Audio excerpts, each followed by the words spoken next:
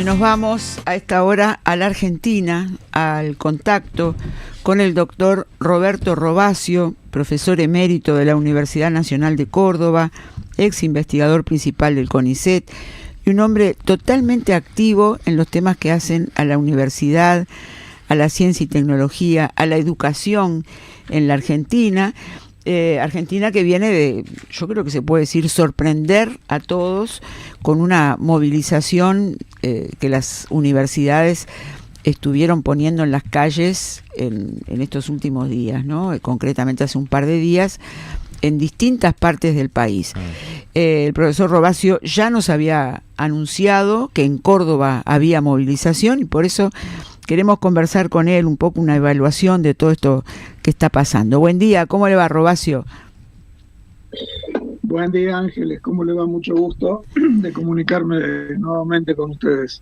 Bueno, esto que sucedió, ¿se puede decir que sorprendió el nivel y la dimensión de la movilización de las universidades en el país?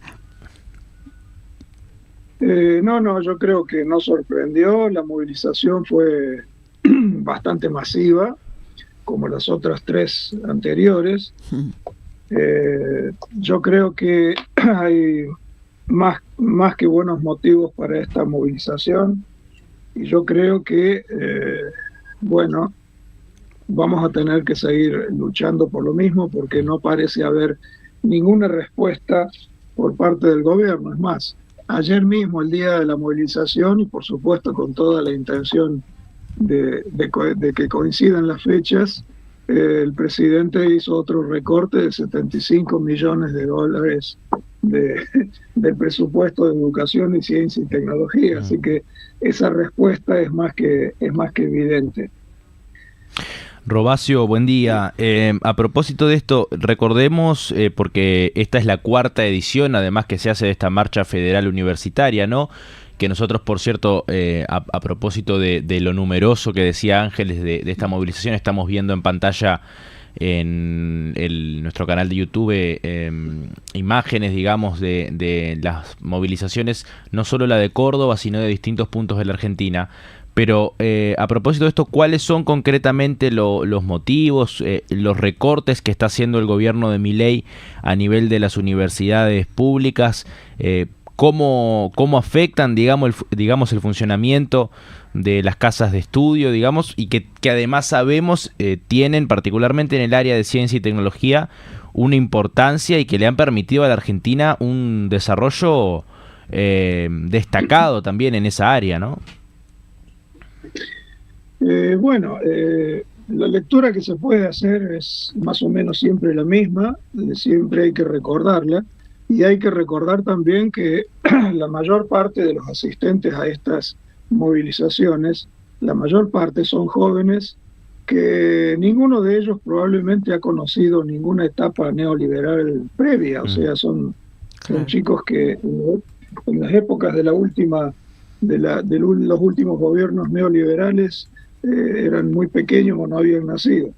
De todos modos, la educación que pretende llevar adelante Javier Milei se enfoca en una supuesta libertad educativa, dicho esto entre comillas, enseñanza familiar, el homeschooling, el rol subsidiario del Estado, la educación religiosa en escuelas estatales, la descentralización de planes de estudio para que cada provincia se arregle como pueda y dé lo que quiera, el abandono de la meta de inversión que se había propuesto y aprobado por el Congreso del 6% del PBI, eso se abandonó completamente, la financiación con un sistema de voucher que nadie sabe bien qué es, creo que tampoco Milei lo sabe, el bloqueo de la ley de financiamiento universitario, ¿no? Y una caída del presupuesto educativo que fue del 1,48% al 0,75%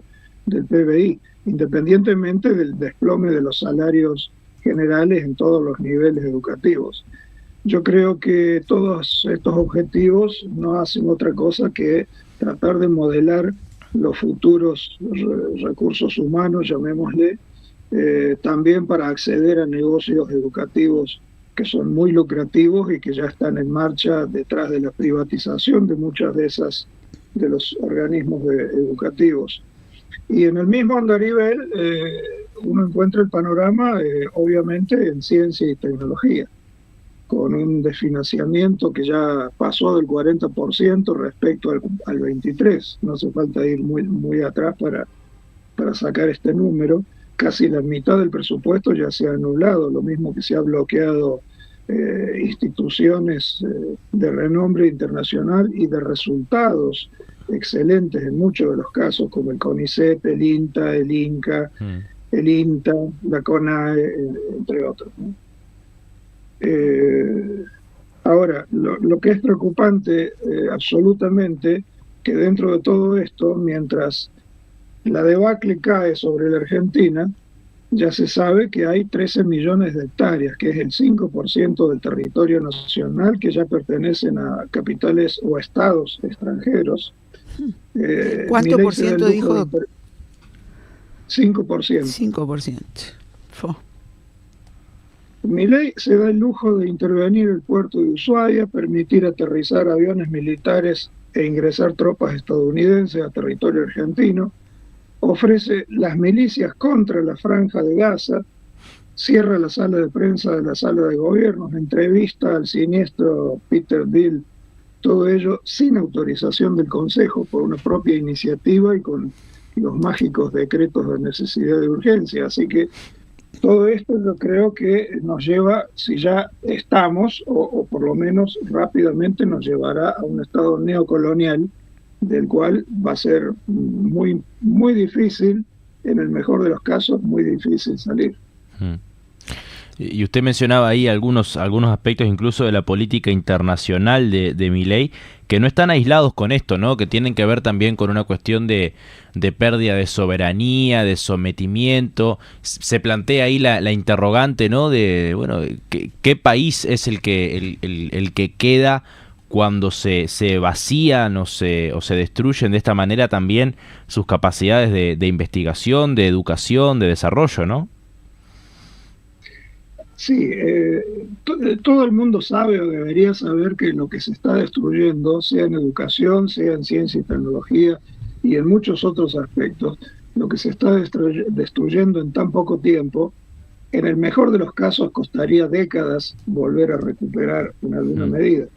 Pero el presidente no parece comprender su destino que es accesorio y descartable, y que los verdaderos dueños del mundo, cuando ya no les haga falta, lo van a reemplazar sin ninguna carga de conciencia. El futuro está complicado. Profesor, nosotros mirando la información que nos llegaba, por un lado, el volante que ustedes manejaron allí, o afiche que manejaron en Córdoba para convocar a la movilización que se hizo, que nos gustaría que nos cuente cómo fue, ¿no? Cómo marchó esto en Córdoba. Lo poníamos en el marco de todo lo que pasa en la universidad en Argentina, pero eso a su vez en el marco de este debate que de alguna manera usted lanza hace unos días nada más, cuando escribe un artículo de opinión, planteando ciencia y tecnología en un territorio neocolonial, que tal vez valga la pena en estos tiempos en que hay que volver a explicar muchas cosas. ¿De qué se habla cuando se habla de un territorio neocolonial? Alguna pista daba en esto que estaba diciendo, pero digo, siéntase en una clase explicando de qué se habla cuando se habla de territorio neocolonial. Bueno, yo creo que cualquier explicación tiene que partir por una enumeración de conflictos y de problemas como los que estamos acabando de hacer, ¿no es cierto? Si un país se ve obligado a tomar estas medidas en cuanto a anular, a bloquear cosas, a quitar la posibilidad de desarrollo, la destrucción no solamente de riquezas, sino estar en una permanente dependencia de los, llamémosle, dueños del mundo, que es una aspiración quimérica que ilusionan a nuestros gobernantes. sin duda el país está destinado a ser solamente exportador de materias primas e importador de todo lo demás. Es decir, el país ya no necesitaría educación superior, ni de ningún tipo de educación, no necesitaría ciencia y tecnología, no haría falta la participación de jóvenes, no haría falta ni siquiera una vida saludable para poder lograr transformar el país en una neocolonia, ¿no es cierto? Lo que sucede también, casi es una paradoja, que en estas movilizaciones a uno le ponen contento que sean bastante masivas, pero al mismo tiempo hay que darse cuenta de algo, y es que hacia ojo de buen cubero, el 90% de los asistentes a esas movilizaciones son jóvenes que no han conocido ningún Estado neoliberal, no han conocido en carne propia o no han sufrido, y eso es una batalla cultural, como diría Milei, pero una batalla cultural en otro sentido, es decir, hay que hacer un enorme esfuerzo de concientización y de docencia, sobre todo a nivel de jóvenes, porque todo este movimiento de transformar un país en una colonia, todo este movimiento está orientado a los jóvenes, sea a través de las redes sociales fundamentalmente y a través de las redes que consumen los jóvenes, ¿no? Y eso no pasa por dar conferencias magistrales ni nada por el estilo de las cosas clásicas. Es muy difícil revertir lo que se ha hecho en las últimas décadas. Esto viene corriendo desde la década, desde la segunda posguerra en adelante, pero con mucha fuerza desde la década del 70, en donde se hace un verdadero lavado de cerebros, sobre todo de la juventud, y ahora están recogiendo de esos frutos, ¿no? de ese lavado de cerebro. Robacio, en torno a esto que usted mencionaba, ¿cuál es el papel que juega hoy en Argentina la juventud?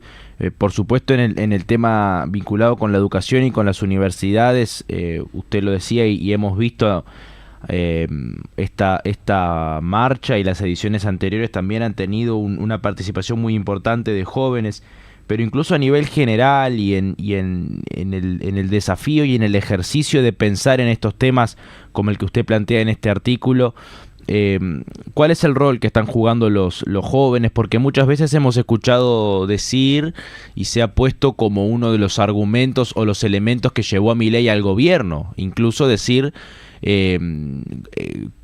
digamos, que Milei había convencido o había captado el voto de los jóvenes, por ejemplo, a través de las redes sociales, pero también hay un sector que se resiste a todo esto, ¿no? Sí, eso es cierto. Es cierto que Milei ha captado en su momento una gran proporción de jóvenes. También es cierto que en este momento una proporción, no sabría decir cuál, pero una cierta proporción de esos jóvenes ya se han dado cuenta de muchas cosas y que están revirtiendo un poco el panorama. Eso se da incluso en las encuestas de opinión a favor o en contra del gobierno, como está disminuyendo. Pero el problema de los jóvenes es justamente que son jóvenes y que no han tenido experiencias propias que le indiquen hacia dónde podemos ir o a dónde nos llevan todas estas medidas. Entonces, una cosa que es muy difícil de hacer, pero hay que lograrlo de alguna manera, es hacer una buena docencia, una docencia honesta, una docencia que haga ver a los jóvenes que estas realidades que ahora nos pintan como de oro y brillantes, nos va a llevar simplemente a un empantanamiento del cual va a ser muy difícil salir por ser optimista. Así que uno lo ve también en estas marchas multitudinarias, en donde el 90% son jóvenes entusiastas que con mucha alegría, con gritos y con pancartas y demás,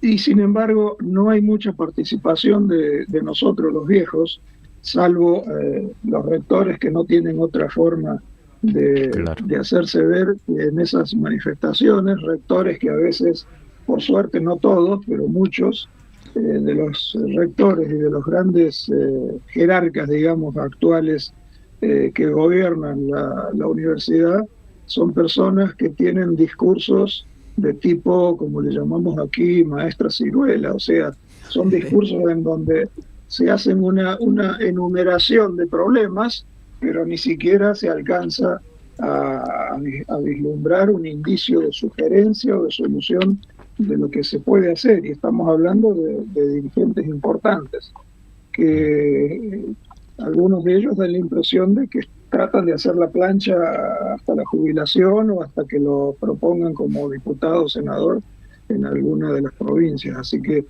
es complicado porque yo creo que el futuro necesita de la participación de todos los integrantes de la sociedad.